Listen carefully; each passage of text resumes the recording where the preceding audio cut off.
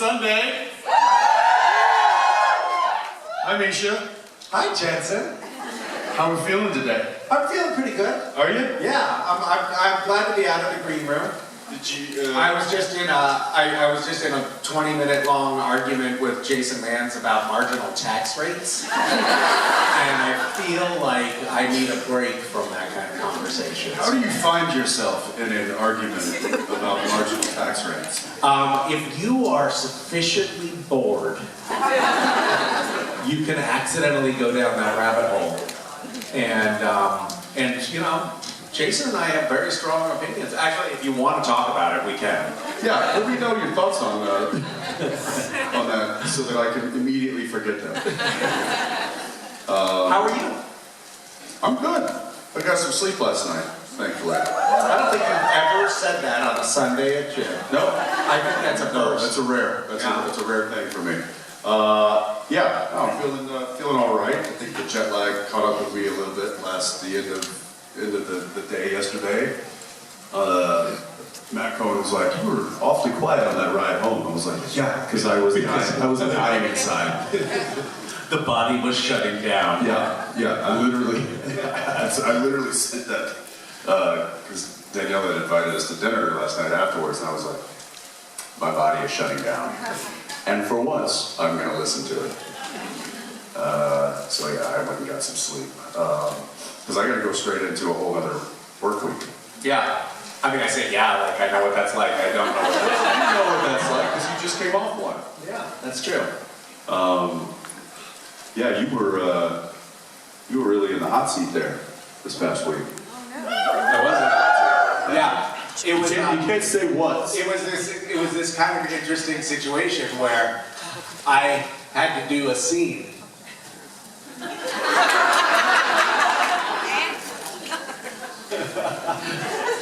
It was really the hot seat, Jensen. Yeah. There were times I was really enjoying it too.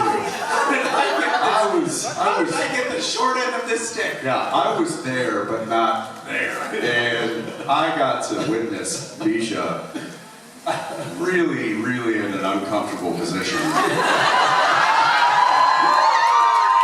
And it was entertaining. Yeah. It was hard. Now I want to preface It was very hard, I have to say.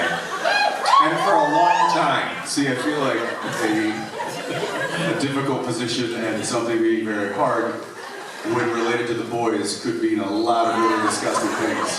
Yeah. I will say this, it's not as bad as you think it is right now, you filthy people.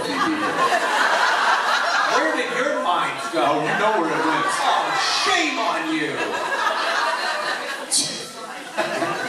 Listen, I will know. This is what we think. Yeah, but that was, it was fun, but you survived. I survived. And I will say this, I told you this yesterday, I was proud of you. Oh, that's very sweet. I was proud of how you handled that situation. I thought you did very well. I mean, internally I was like, don't make us look bad, man. Don't make us look bad. Because Jared and Misha and myself, we're on the set together. We were kind of all for one for all at that point, because that's how the whole crew and cast looked at us as the supernatural guys right here. So you really had a lot riding on. Yeah. Oh, I had a lot riding on me. It writes itself, guys. I don't know what to tell you.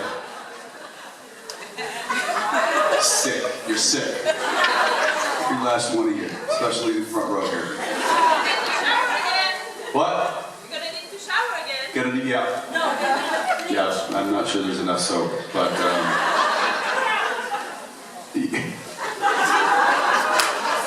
Jeez. Is it noon yet? Oh, look at that.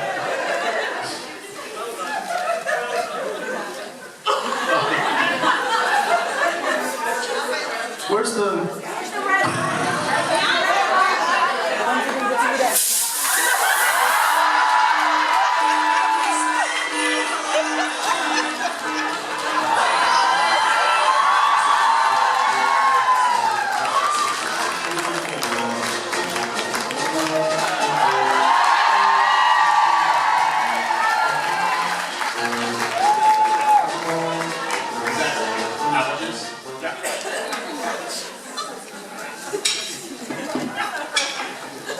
right back after these messages.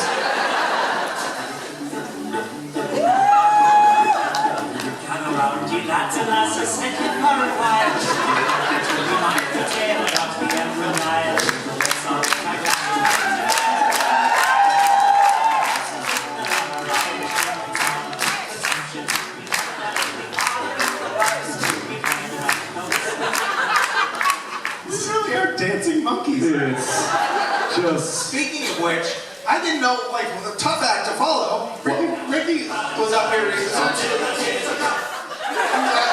He was actually doing, like, a Chippendale performance up here. It's like Magic Mike. Oh, yeah. Magic Ricky. He was like, Listen, if anybody's wondering why Ricky Whittle is part of a supernatural convention, that's why. Because he's willing to go where we aren't. And we need that.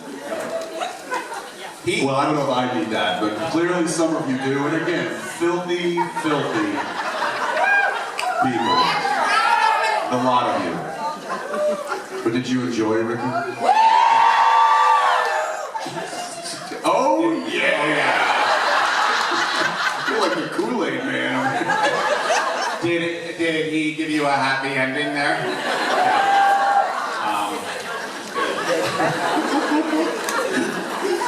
Are we supposed to answer questions? Do we have questions? Or do you just want to listen to us talk about Ricky Whittle? Because we can do that. Okay, let's take a question. Hi. Hi. My English is as bad as last year and before. But I have Google Translate. Google Translator. Hi, Google. I've recently been on a TV show in my country. It was my first experience of that kind, and I was surprised how comfortable and felt in front of the camera. No fear, no shy. How did you get used to acting on camera? Do you sometimes get nervous when you are doing that? Were you doing like one of those reality shows where they arrest criminals? No. They try to change. They tried to chain you? Yes, a little bit change my style. They have dreadlocks 5 years. Oh, it was like a makeover. Yeah. A makeover show. But it's difficult to change. I started out really young at an early age. I did like commercials and stuff. So I didn't. I don't think I was old enough to actually develop the fear that I probably should have. So by the time I was doing this professionally, I kind of had gotten comfortable with being in front of the camera. It was just kind of adding now dialogue and plus I did a soap opera for 3 years, and that's just hardcore training on being in front of the camera, knowing your lines, hitting your mark, finding your light, you know. So that was kind of my real television education was doing it on the job. And, but yeah, I still get nervous. It's probably more the pressure I put on myself about certain moments or certain scenes or certain actors that I might be working with or something where I'm like, okay, this is a high pressure situation. But for the most part, I usually feel pretty comfortable. When did you kind of, was there a stage? I was nervous last week, and I kept telling myself, that's what I mean. I kept telling myself, just try to relax, try to open up, and just slide into this. You know? Because it was hard.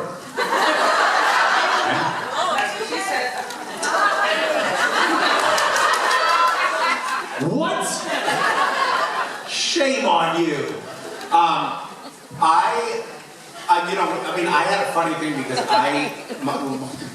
practically my first experience on camera, like my first experience on a real set was I had no acting experience. I had no experience on set, and I was in a scene with Winona Ryder on,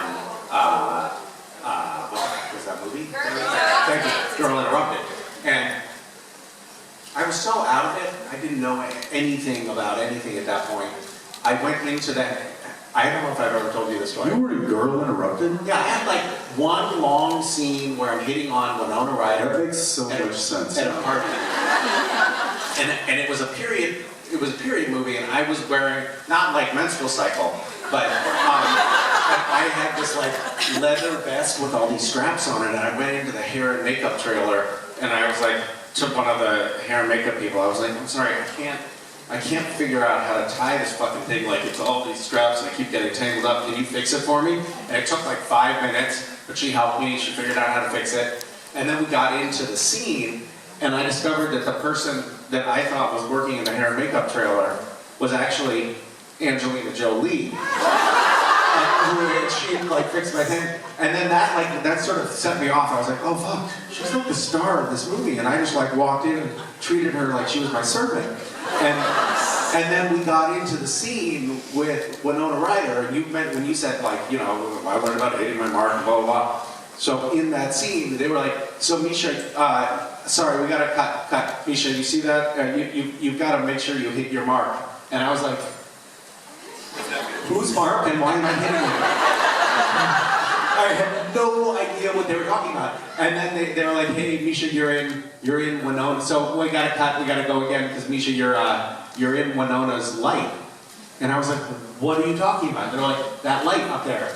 You see there's a shadow? And I was like, oh, light makes shadows? Like, it was all new to me. And then the director, James Mangold, he came up to me and he was like, Misha, we're gonna go one more time. You know, we're in a party here. All of the extras in the background, they're moving their lips as if they're talking, but they're not saying anything and it's dead quiet. But we're gonna put music and people talking over this, so you need to talk loudly as if you're talking over the music. Mangold explained it to you like that? And I was like, oh, I thought it was a silent party.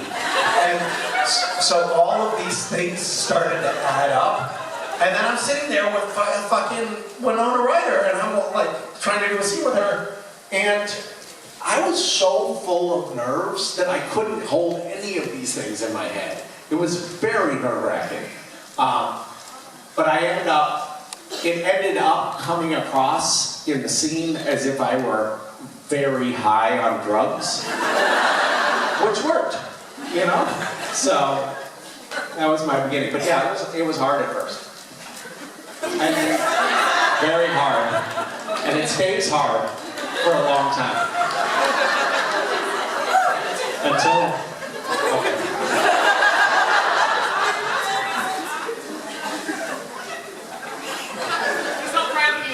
Hi. Please change the subject. Sure. First, Misha, I love the shirt. But, yeah. I promise I was wearing it yesterday. I have a question. So you both like doing voiceovers. I was wondering, who do you think out of supernatural characters would be a great voice for a navigation system?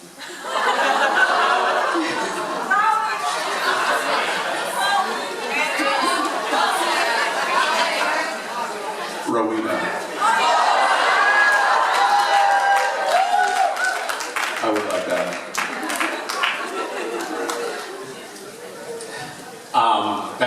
That's a good answer as well. I mean, I could also imagine,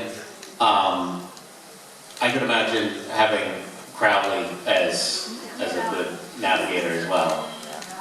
Where are you going? Yeah, gone the wrong way again. I've always wanted to have a navigation system that talks to you just like a passenger who's looking at a map would.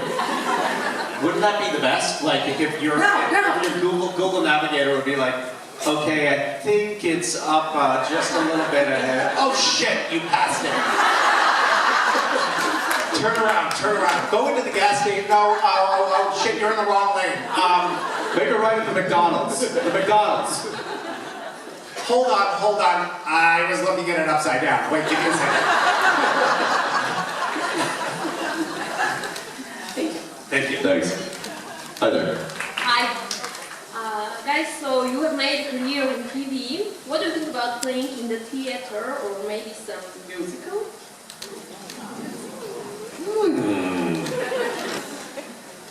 You would do stage? For sure. Yeah, I think we both would. The problem with stage is it can be quite a heavy commitment time-wise, which takes you kind of away from being available for anything else. And unfortunately, and this is changing, thankfully now, but it doesn't really pay that much, unfortunately. But they're starting to, I think they're starting to charge more for tickets these days. I think that like a Broadway production, you can make good money. Yeah, but I don't think it used to always be. I mean, as maybe one of the leads, Right. But as like, you know, a chorus or like, you know, part of the ensemble, it's difficult.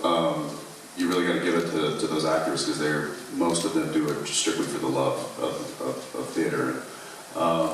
I just recently went to Broadway and saw a show a couple of weeks ago, and yeah, I went and saw The Outsiders. Oh, you did? Yeah, it's fantastic. Oh shit, is it really? It's fantastic. My daughter's seen it 3 times. No way. Yeah, and yeah, I would love to do something like that. You know, time permitting. Yeah, I feel the same. I think it'd be a cool experience. I have done very little theater in my life, and I think it'd be good. It would be good because I feel like I might really learn to act. I would have to learn something. No? Well, I mean, there's nothing but room for improvement, right? Well, Like, that's true. yeah. Yes. Thank you. Thank you so much. Yeah. Hi. Hi, my question is about the confession scene, which by the way was fucking extraordinary.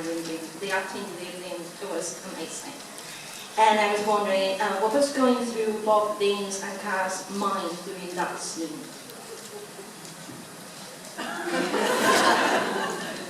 Well, I think what was going on in Cass's mind was pretty much what he said. He wasn't being cagey or inexpressive in that scene. So I think Cass shared his feelings. And Dean was a bit more stoic. So I think that Jensen will have to speak to that. Dean was stoic because Jensen was, and I've told you this, so I feel like it's not a surprise, and don't think that, you know, I think of this of you often, but I was really watching him perform, put in a fabulous performance. So Jensen turned into an audience member in that scene and forgot to act, and so I defaulted to just stoicism, and I was just like, just make Dean look confused. But honestly, both his coverage and my coverage, he was doing such a phenomenal job in that scene that I was just watching my friend act his heart out and was really just impressed in watching his performance.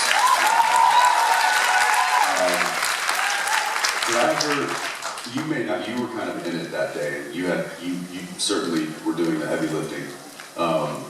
But I gave Maisie, one of our prop assistants, I gave her my phone and I said, because she was a mess. She was literally in tears because of this scene. And so I was like, hey, and it was kind of a two-part. I was like, hey, can you video us doing this scene with my phone offset, like, you know, so you could see the cameras and the lights and everything, and you could see the two of us standing there doing the scene and stuff. But it was also kind of to give her something to do so she would stop crying. But I have the video of that, and I could literally watch. I'm just going like this, just watching you put in this. What should have been an Emmy Award-winning performance.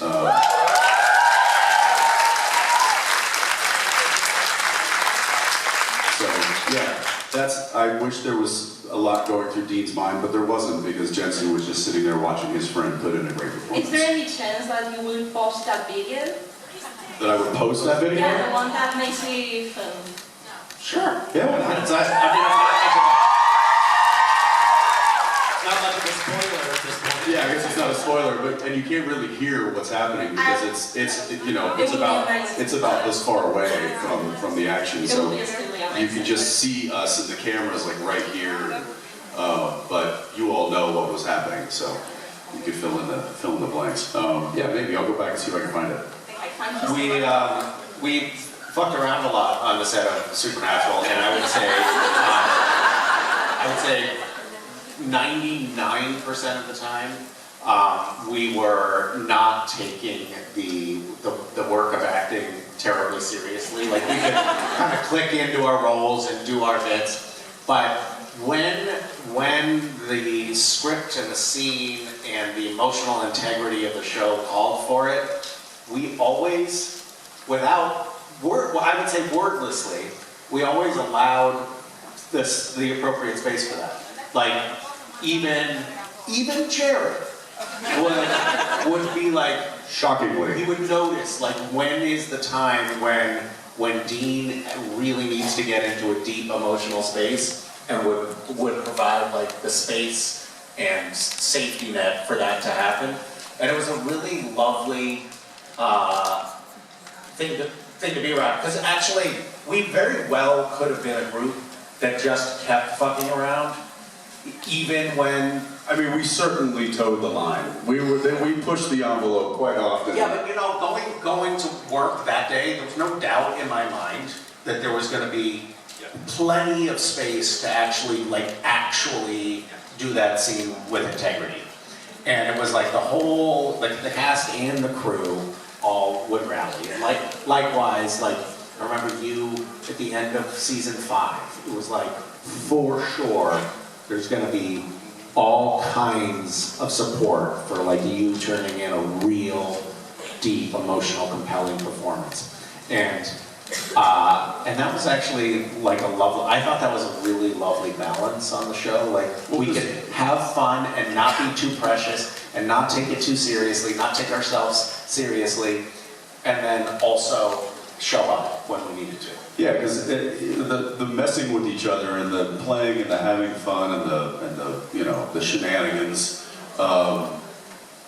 that was all part of the bond that we all shared, and it was part of the love that we all shared. But there was this also underlying foundation of support, and also we were kind of all cheerleaders for each other.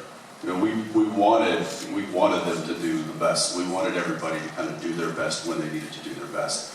And so, and at times we wanted to really undermine one another. and there were times when we felt like we didn't have to do that, and we went the complete opposite and tried to just completely mess everyone up. But it was all done with a morsel of love.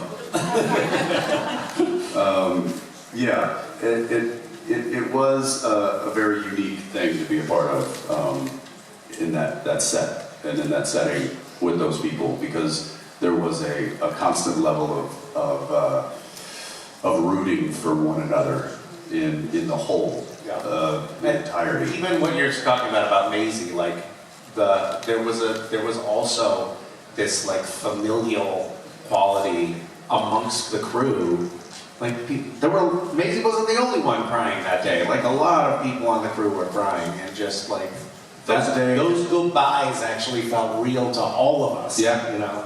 Yeah, that day, and then the barn scene. The barn scene, like, what an emotional wreck everyone must have been that day. Oh, the crew. There was probably at least a half a dozen crew that had to leave the set because there was sniffling and there was like whimpering going on. They had to walk. There were.